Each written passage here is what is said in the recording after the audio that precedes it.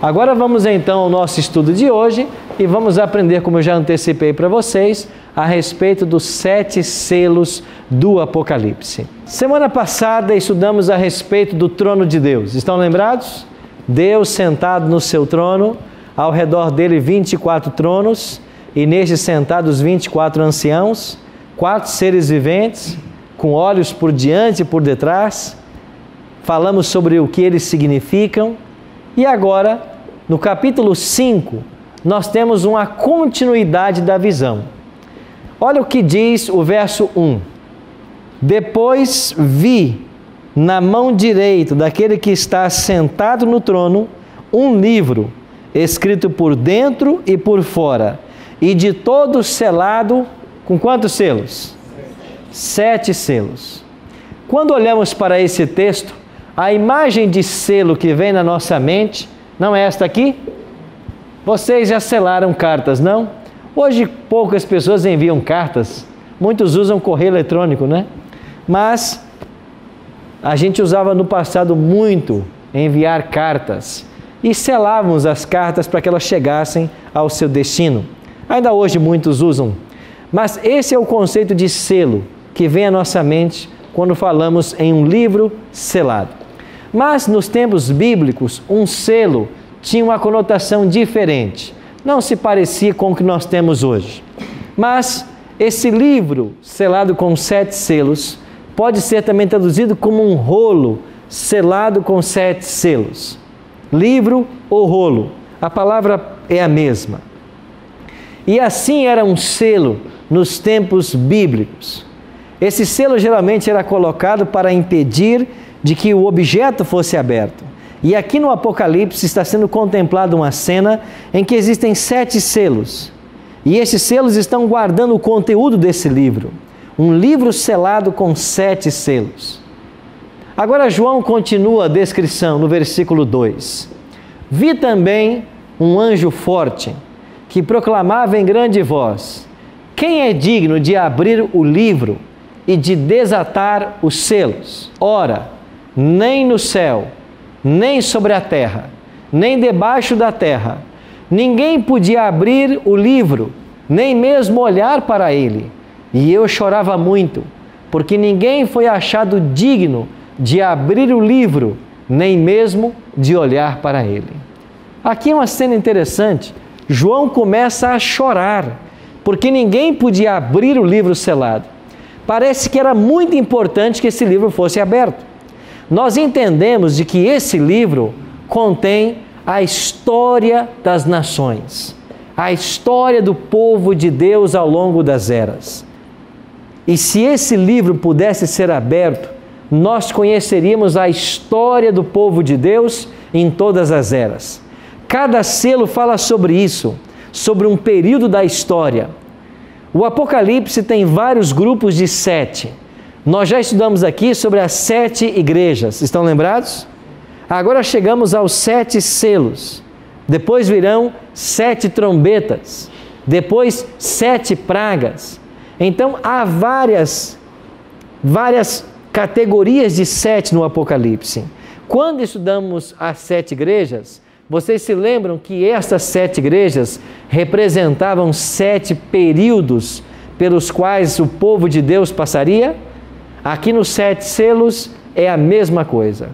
E esses 7 selos estão em paralelo com as 7 igrejas. As datas coincidem, os eventos coincidem, só que como a profecia é uma verdade que se amplia, a abertura dos selos trará para nós informações que as 7 igrejas não trouxeram. Então João chorava muito.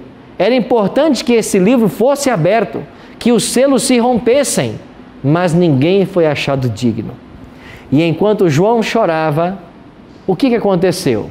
Verso 5. Todavia, um dos anciãos me disse: não chores, eis que o leão da tribo de Judá, a raiz de Davi, venceu para abrir o livro e os seus 7 selos. Então vi no meio do trono e dos 4 seres viventes e entre os anciãos, de pé, o quê? um cordeiro, como tendo sido morto. Ele tinha 7 chifres, bem como 7 olhos, que são 7 Espíritos de Deus enviados por toda a terra. O anjo disse assim para João: não chores. A raiz de Davi, o leão da tribo de Judá, ele vai abrir os selos. Mas quando ele se volta, ele vê o quê? Um cordeiro. Interessante que foi dito para ele que seria o leão, mas quando ele se volta, ele vê o cordeiro. Por que ele vê agora o cordeiro como tendo sido morto? Porque este leão que reina, que pode abrir os selos, ele só reina e só pode abrir os selos porque um dia ele morreu. Um dia ele foi cordeiro. Então o Apocalipse, pelo menos 29 vezes, vai chamar Cristo de cordeiro. Vai ser usada a expressão cordeiro para Jesus aqui no Apocalipse pelo menos 29 vezes. E agora, um dos seres viventes diz assim: veio, pois, e tomou o livro da mão direita daquele que estava sentado no trono. O cordeiro pegou o livro nas mãos de Deus. E quando tomou o livro, os 4 seres viventes e os 24 anciãos prostraram-se diante do cordeiro, tendo cada um deles uma harpa e taças de ouro cheias de incenso, que são as orações dos santos, e entoavam novo cântico dizendo: digno és de tomar o livro e de abrir os selos, porque foste morto, e com o teu sangue compraste para Deus os que procedem de toda tribo, língua, povo e nação. Olha que interessante. No capítulo 4, os seres celestiais disseram que Deus era digno de adoração. Por que motivo? Porque era o Criador. Agora no capítulo 5, os seres estão dizendo que Deus é digno de adoração. Por quê? Não apenas porque Ele é o Criador agora, mas porque Ele é o Redentor. Porque você foste morto e com o teu sangue compraste para Deus os que procedem da terra. Aqui no capítulo 5, Cristo é adorado porque Ele é o Redentor. Então há 2 motivos especiais pelos quais nós adoramos a Deus: porque Ele nos criou e porque Ele nos redimiu. Nós pertencemos a Deus por criação e por redenção. E Ele pode agora abrir os selos. E então o cordeiro, que também é chamado o leão da tribo de Judá, que também é chamado a raiz de Davi. Por que essa expressão raiz de Davi? Porque Cristo é um descendente de Davi. Ele é da linhagem davídica. Então, esse Cristo que foi morto como um cordeiro de Deus, como disse João Batista em João 1:29, eis o cordeiro de Deus que tira o pecado do mundo. Então, esse cordeiro pode abrir, e agora Cristo vai começar a abertura dos selos. Então, chegamos ao capítulo 6. O capítulo 5 é a cena introdutória para ver quem podia abrir o livro. E o capítulo 6 descreve a abertura dos 7 selos. Verso 2. Quando é aberto o primeiro selo, diz assim o verso 2: vi, e eis que um cavalo branco, e o seu cavaleiro com um arco, foi-lhe dado uma coroa, e ele saiu vencendo e para vencer. Eu disse para vocês de que há um paralelo entre as 7 igrejas e os 7 selos. Lembram-se como se chamava a primeira igreja? Éfeso. E nós falamos que a igreja de Éfeso foi caracterizada por um período de quê? Pureza apostólica, doutrinária. Era a igreja que tinha como membro os discípulos. Eles mantiveram a verdade pura de Deus no primeiro século. João voltou da ilha de Patmos e liderou a igreja de Éfeso até a sua morte. Agora, quando o cordeiro abre o primeiro selo, aparece um cavalo branco. Na Bíblia, símbolo de pureza. E ele sai vencendo e para vencer. Ou seja, este cavaleiro com este cavalo branco, ele está fazendo alusão ao mesmo período da primeira igreja, que vai do ano 31 da morte de Cristo até o ano 100. Neste período você tem uma igreja vitoriosa. Chegamos a ter 6 milhões de cristãos no primeiro século. E aqui você tem pureza e fidelidade à Bíblia. Então o cavalo branco representa essa pureza, a abertura do primeiro selo. Ou seja, quando Cristo abre o primeiro selo desse livro, ele está descrevendo a primeira etapa da igreja cristã. Ou seja, ela será um período de pureza, de doutrina pura, de igreja vitoriosa, igreja que cresce. Então isso está em paralelo com a igreja de Éfeso. Agora o Cordeiro abre o segundo selo, verso 4. E quando o segundo selo é aberto, qual é a cor do cavalo que aparece agora? Vermelho. E quando esse cavalo vermelho surge, diz o versículo 4, diz aí que o seu cavaleiro foi-lhe dado tirar a paz da terra, para que os homens se matassem uns aos outros. Também lhe foi dada uma grande espada. Quando vem à sua mente o cavalo vermelho, você pensa em quê? Sangue. Exatamente. Este segundo cavalo vermelho e essa espada na mão do cavaleiro fala de um tempo de ferozes perseguições. Não é isso que começou a acontecer a partir do segundo selo? Quando chegamos a partir do ano 100 até o ano 313, nós temos aqui a perseguição dos Césares. Lembram vocês que nós tivemos também na igreja de Esmirna um período de 10 anos de perseguição? Aqui está esses 10 anos, ou estão esses 10 anos. O cavalo vermelho fala das perseguições dos Césares, do sangue que foi derramado nesses 10 anos. Agora a discórdia, a discussão e a controvérsia fazem parte do cenário da igreja.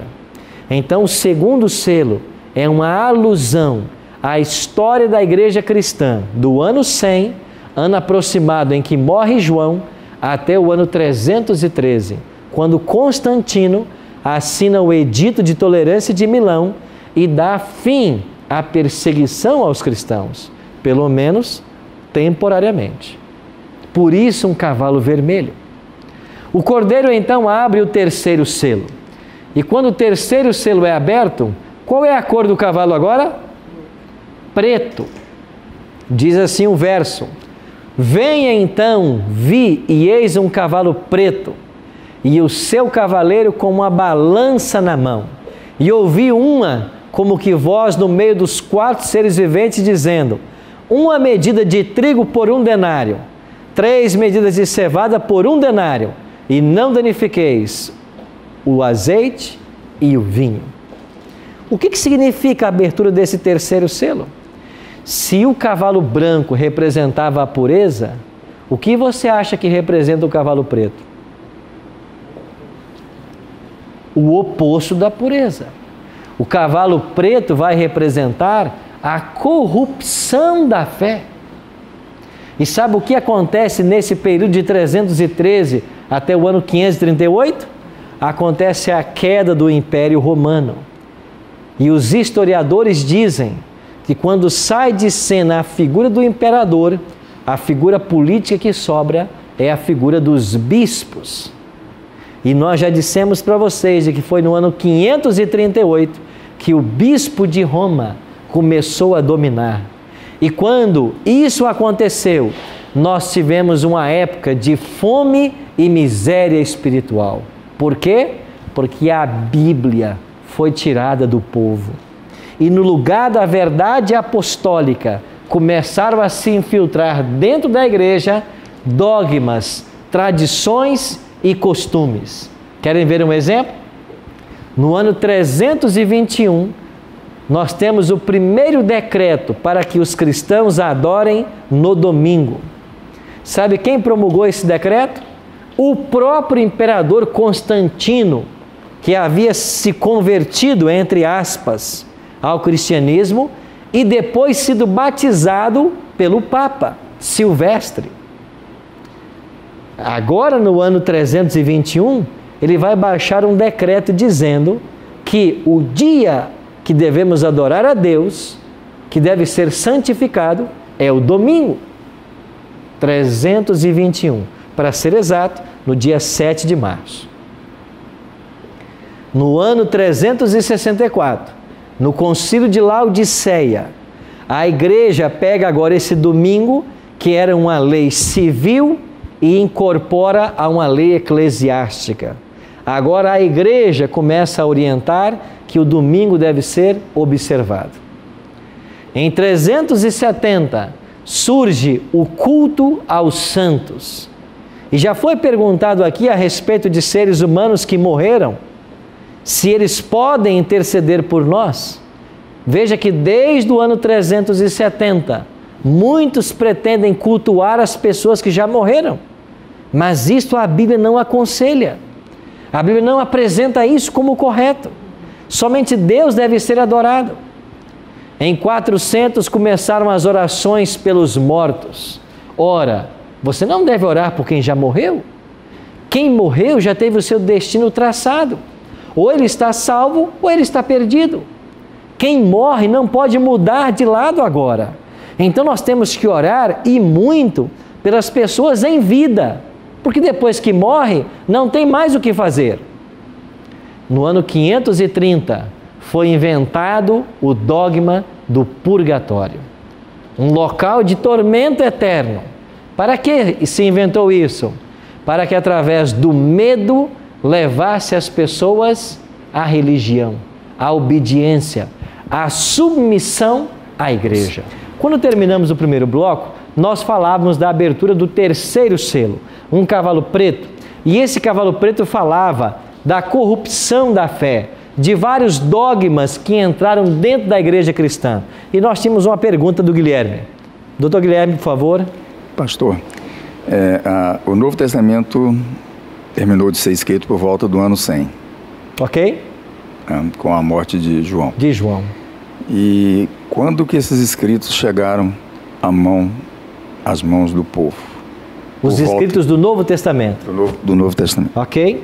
O primeiro livro do Novo Testamento a ser escrito possivelmente foi 1 Tessalonicenses, que Paulo escreveu. Nós estamos falando mais ou menos do ano 50, cerca do ano 50. Então aí está sendo produzido o primeiro livro.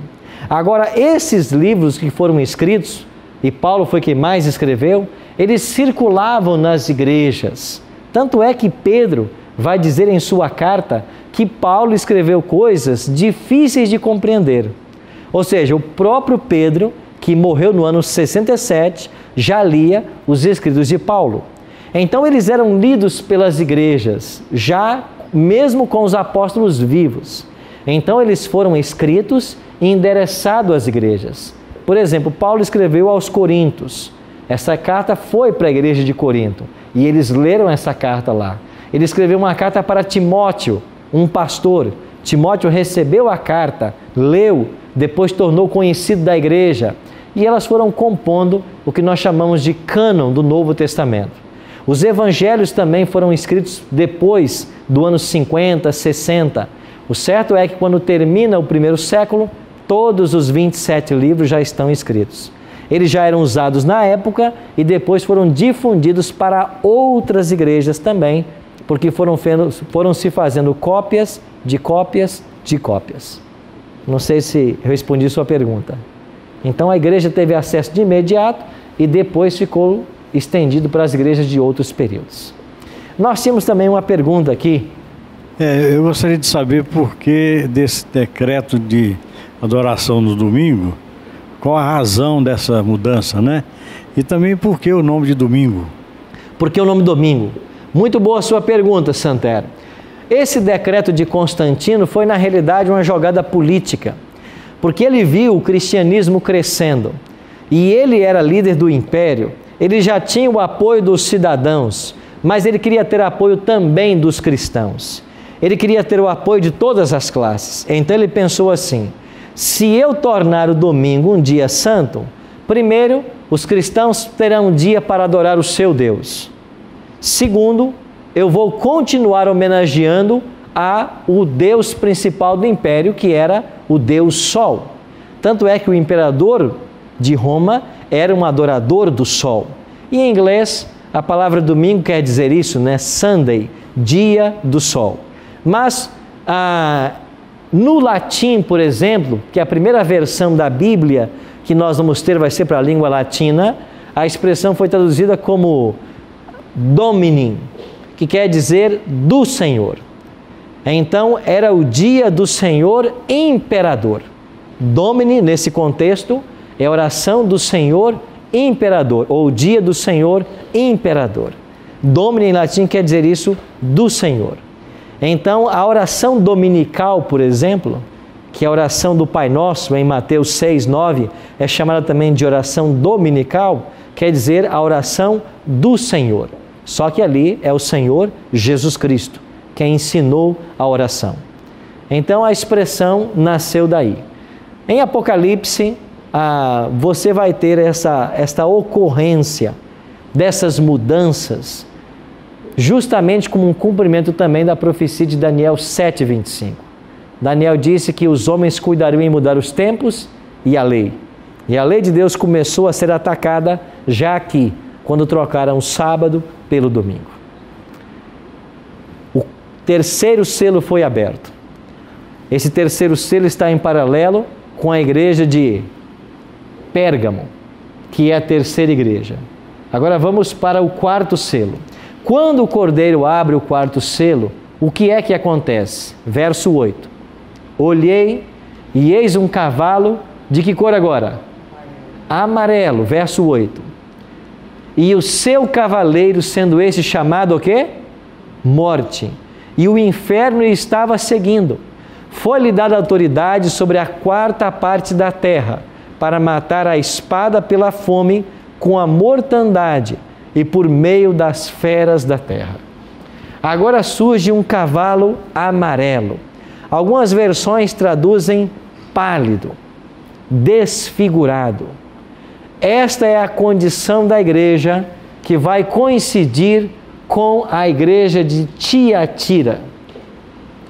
Nesse período, nós temos uma degradação total da fé e começam as perseguições mais acérrimas aos que seguem a Bíblia.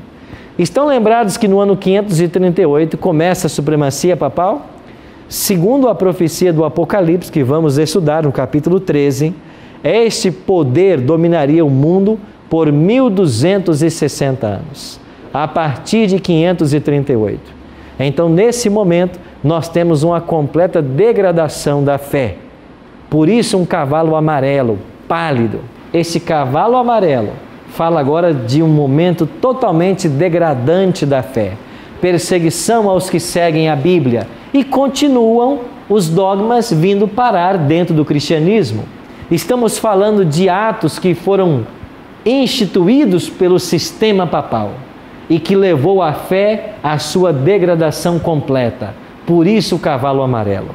Agora chegamos à abertura do quinto selo.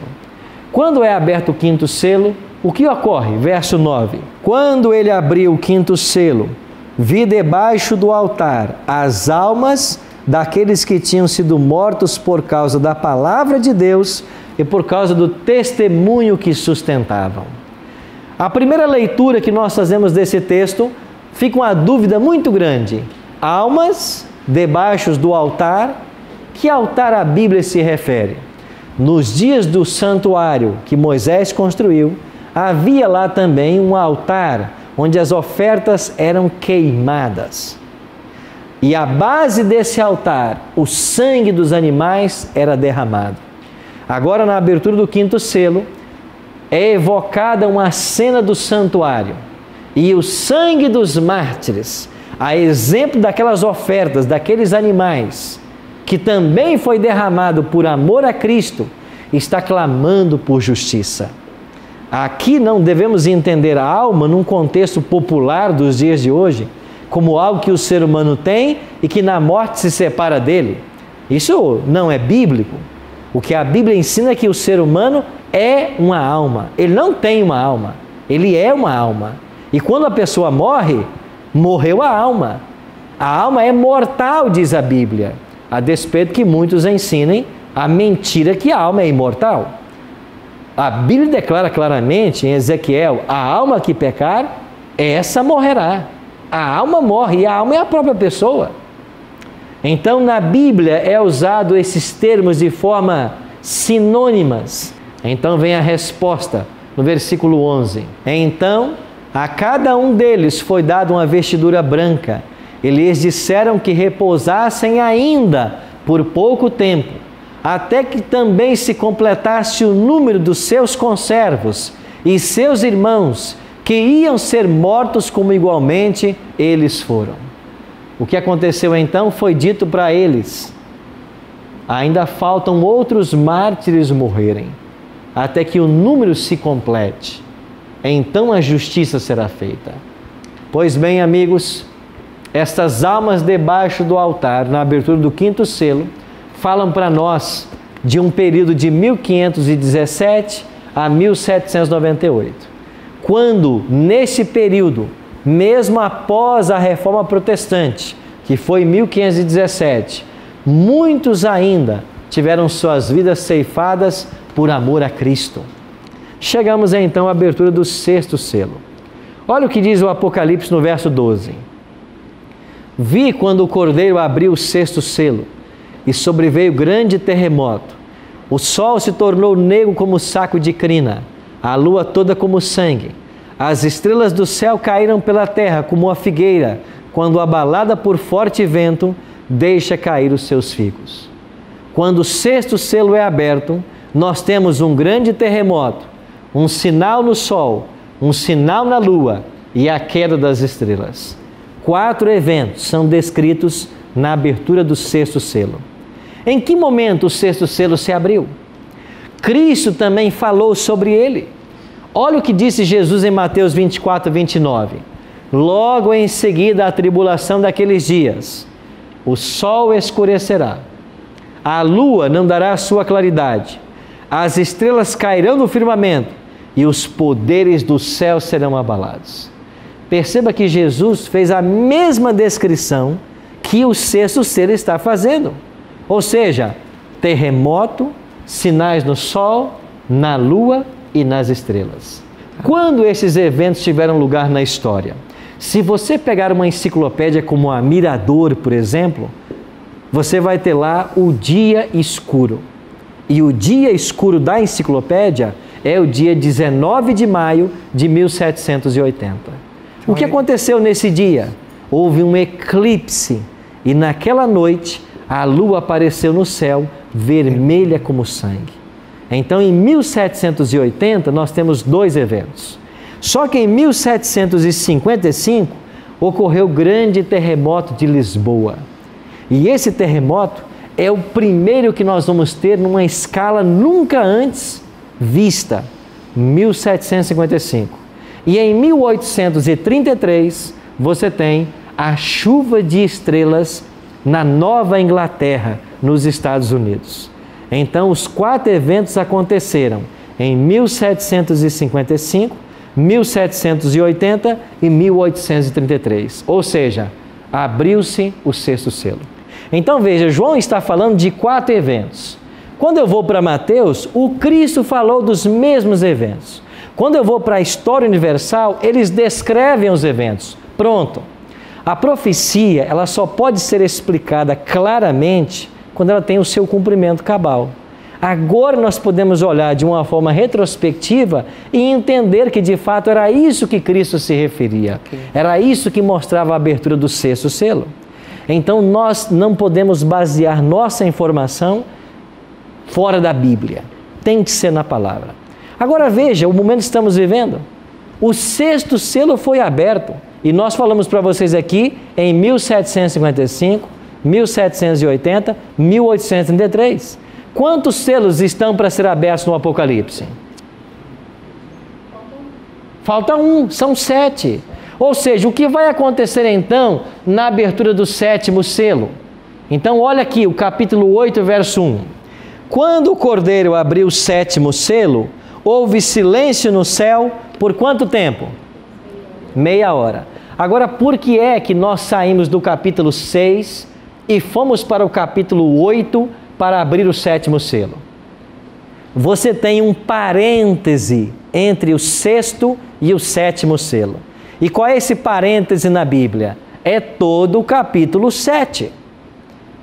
Por que é que está esse capítulo nessa posição?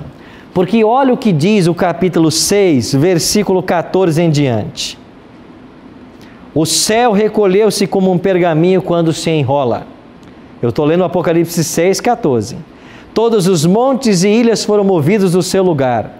Os reis da terra, os grandes, os comandantes, os ricos, os pobres, os livres e escravos, se esconderam nos penhascos dos montes e disseram aos montes e aos rochedos: caí sobre nós, e escondei-nos da face daquele que se assenta no trono e da ira do Cordeiro, porque chegou o grande dia da ira deles. E quem é que pode suster-se? Que evento o Apocalipse está descrevendo aqui? A própria volta de Cristo. Quando Cristo voltar, os céus se enrolarão como um pergaminho, os montes e ilhas serão movidos dos seus lugares. Agora, antes que Cristo volte, é feita uma pergunta: quem é que pode suster-se? Resposta, o capítulo 7. Quem é que vai escapar? Os 144 mil. Quem são eles? Ah, mas eu nunca ouvi falar isso na minha igreja. A sua igreja está ensinando Bíblia? Você vai para a igreja para aprender Bíblia? O que está acontecendo na igreja? O seu pastor, o seu sacerdote, o seu missionário, ele está parando com você para estudar a Bíblia? O que você faz na igreja no tempo que você fica lá? E esse é um problema. Nós temos milhares de pessoas indo para as igrejas. E elas chegam nas igrejas, elas fazem qualquer outra coisa, menos estudar a Bíblia. Nunca ouviu sobre os 144 mil? Mas está aqui na Bíblia. Por que nunca me ensinaram? Porque talvez a igreja tua não está ensinando a Bíblia. Mas então abre-se o 7º selo. E quando o 7º selo se abre, o que acontece no céu? Silêncio. Por quanto tempo? Meia hora. Eu já disse para vocês de que um dia em profecia equivale a quê? Um ano literal. Eu não dei os textos para vocês, né? São 2 textos que embasam essa interpretação bíblica. É Números 14, 34 e Ezequiel 4, 6 e 7. Números 14, 34 e Ezequiel 4, 6 e 7 explicam o princípio dia-ano. Um dia profético equivale a um ano literal. Agora, por que é que o céu vai estar em silêncio meia hora? Temos que deixar que a Bíblia responda, não que alguém invente. Então deixa que Cristo responde. Olha o que Jesus disse em Mateus 25, 31.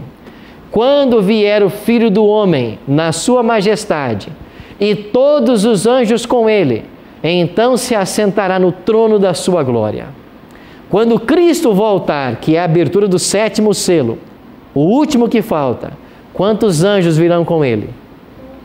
O que disse Cristo? Todos. Se todos os anjos virão com Jesus, como o céu vai ficar? Vazio. Por que há silêncio no céu? Porque não tem mais anjo. E por que eles não estão lá? Porque eles vieram com Cristo. Por quanto tempo o céu vai ficar vazio? Cerca de meia hora. Agora você pega o princípio de interpretação profética e aqui está. Se um dia equivale a um ano, então eu posso dizer que 24 horas, 12 meses. 12 horas, 6 meses. 6 horas, 3 meses. Vamos dividir por 3 agora. 2 horas, 1 mês. 1 hora, 2 semanas.